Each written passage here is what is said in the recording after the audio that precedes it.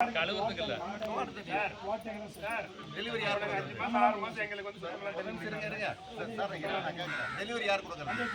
ஏன் டெலிவரி கொடுக்குறீங்க? இன்கம்ப்ளீட் ஒர்க்குக்கு நீங்க ஏன் டெலிவரி கொடுக்குறீங்க? சமையலே ஆகாம நீயா இலை போட்டு சோறு போடுற? நீ ஏன் டெலிவரி கொடுக்குறீங்க? டெலிவரி கொடுத்தா நாங்கள் மக்கள் கேள்வி கேட்க தான் செய்வோம். டெலிவரி கொடுக்கலினாலும் கேள்வி கேட்போம். அந்த இடத்துல வேணும், டேங்கை க்ளீன் பண்ணுறதுக்கு வேணும்னு கேட்டு வாங்கி கொடுக்கக்கூடிய பொறுப்பு ஆஃபீஸருக்கு இருக்குது. நான் தான் திரும்ப திரும்ப சொல்கிறேன், தலைமை சரியாயிடுச்சு, கீழ்மட்டம் தான் சரியாகலின்னு சொல்கிறது இதுதான். ஒரு முதலமைச்சர் காலையில் 10 மணிலிருந்து சாயந்தரம் 5 மணி வரையிலும் ஆஃபீஸில் உட்காந்து வேலை செய்கிறாங்க. ஆனால் நம்ம ஆஃபீஸில் உட்காந்து வேலை செய்ய மாட்டேங்கிறாங்க. எல்லாரும் உட்காந்து டைமுக்கு உட்காந்து வேலை செஞ்சாங்கன்னா இந்த பிரச்சனையே கிடையாது. இந்த ரெக்கார்டு எழுதுறதுனா 1 மணி நேரத்து வேலை. 2011 அவர் கேட்ட கேள்விக்கு பதில் சொல்கிறோம். 17 ரெக்கார்டு இருந்தது. 17 ரெக்கார்டு அப்டேட் இருக்கும். பஞ்சாயத்து செக்ரட்டரி எழுத விட மாட்டேன், நான் உட்காந்து எழுதுவேன். கேஷ் புக் எழுதாமல் ஒரு செக்கு போட்டதில்லை. இன்ஸ்பெக்ஷன் திடீர்னு எந்த தயாராக வந்தாலும் ஃபர்ஸ்ட் கூட்டிகிட்டு வர மேல்முக பஞ்சாயத்து தான். இங்கே இருக்கிற பொதுமக்கள் பாதி பேருக்கு தெரியும். குற்றம் சொல்கிறது ஈஸி, அந்த குற்றத்தை சரி பண்ணுறது கஷ்டம். நீ சரி பண்ணு. இப்போ நான் வர சொல்லிட்டா கலெக்டரேட் எந்த ஆஃபீஸில் இருந்தாலும் மேல்முக பஞ்சாயத்து கூப்பிட்டு விட்டா உங்களால் ரெக்கார்ட் சப்மிட் பண்ண முடியுமா?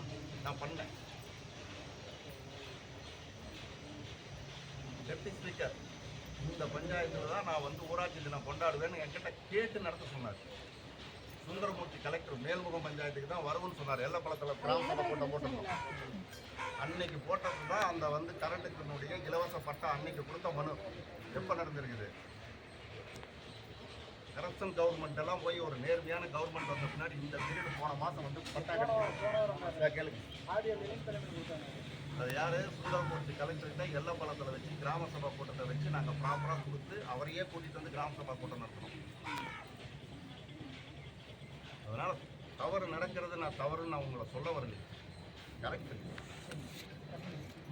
மேலே இருந்து நாங்கள்லாம் கரெக்ட் ஆகிட்டோம். கீழ் மட்டத்தில் நீங்கள் கரெக்டாகுங்க. கவர்மெண்ட் கொடுக்கக்கூடிய சலுகை மக்களுக்கு நேரடியாக போகும். நாங்கள் அதை தான் கேட்கணும். உங்கள் வீட்டிலிருந்து நீங்கள் செய்ய வேண்டாம், உங்கள் சம்பளத்தை செலவு பண்ணி செய்ய வேண்டாம். கவர்மெண்ட் கொடுக்கக்கூடிய ஃபண்டு 18வது நிதி மானியமா சிந்தாமல் சிதறாமல் அவங்களுக்கு போகணும். 40% கூட போகல.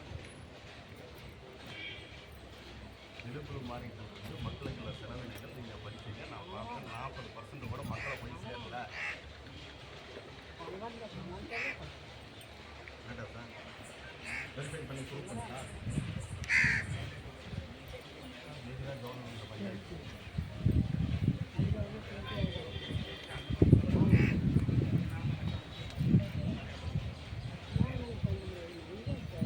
உங்களை வச்சு நான் பார்த்தேன். 2 நாள் நான் டைம் வேஸ்ட் பண்ணி வரேன் உங்கள் பஞ்சாயத்தில் பார்த்தேன். உங்கள் பில்லையே இதையும் எடுத்து பாருங்கள், எவ்வளோ மக்கள் போய் சேர்ந்துருக்குது, எவ்வளோ ஆஃபீஸருக்கு போய் சேர்ந்துருக்கு ப்ரூவ் பண்ணிட்டாங்க. அதெல்லாம் சொல்லாதீங்க சார், நான் அதுக்கெல்லாம் வரல சார். நான் உங்களை குற்றம் சொல்ல என்ன எனக்கு இல்லை சார். மாறுங்க சார். உங்கள்கிட்ட கோரிக்கை கேட்கறது, நீங்கள் தலைமையில் இருக்கிறீங்க, எங்களுக்கு வழிநடத்த போவோம்.